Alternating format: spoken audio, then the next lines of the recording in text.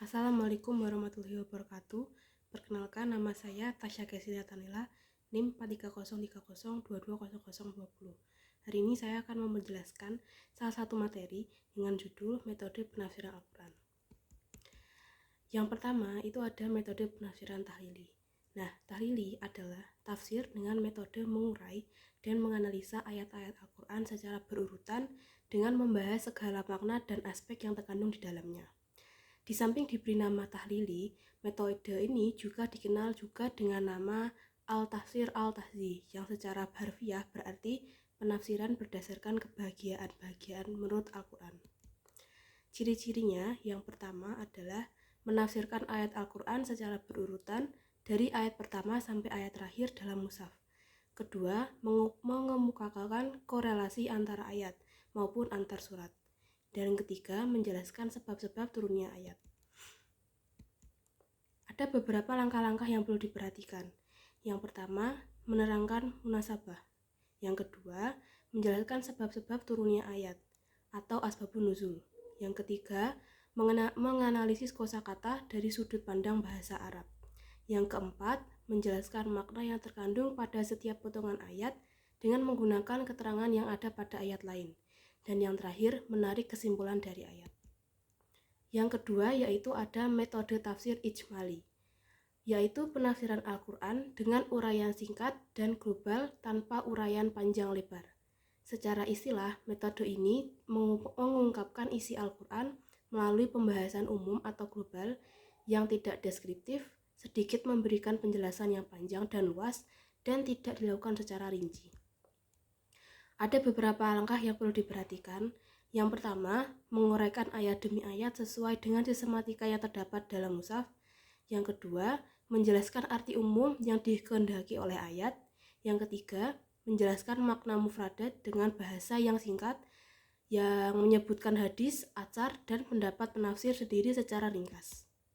Yang keempat, menjelaskan makna ayat berdasarkan kaidah-kaidah bahasa Arab seperti menjelaskan i'rabnya.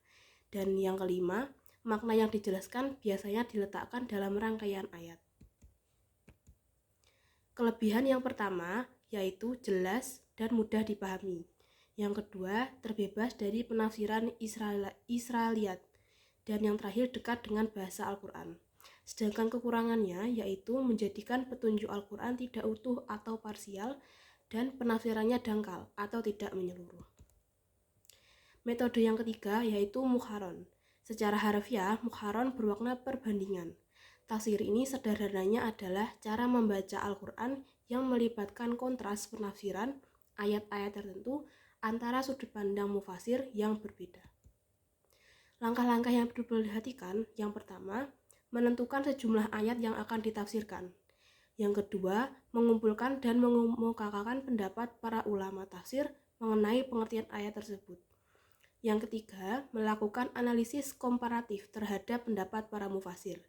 Keempat, menentukan sikap dengan menerima penafsiran yang dianggap benar dan menolak penafsiran yang tidak diterima. Kelebihannya yang pertama yaitu mampu mengetahui berbagai pendapat tentang suatu ayat.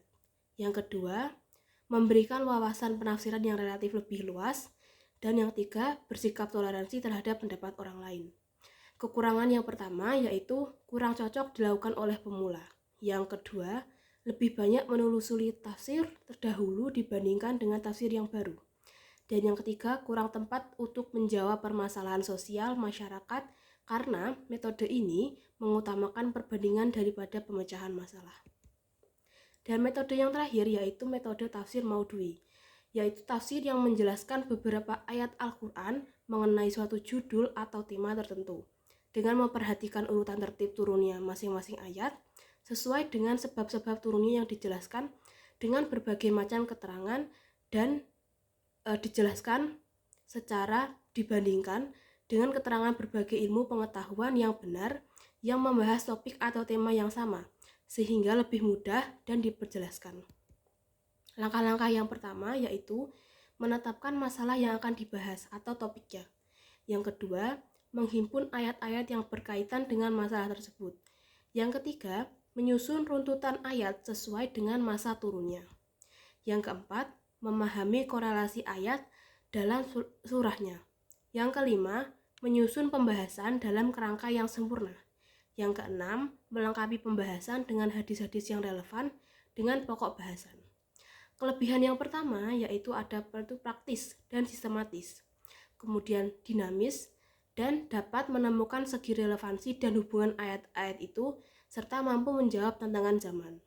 Dan kekurangannya yang pertama, tidak dapat menafsirkan ayat-ayat Al-Quran secara keseluruhan, membatasi pemahaman ayat dan memenggal ayat.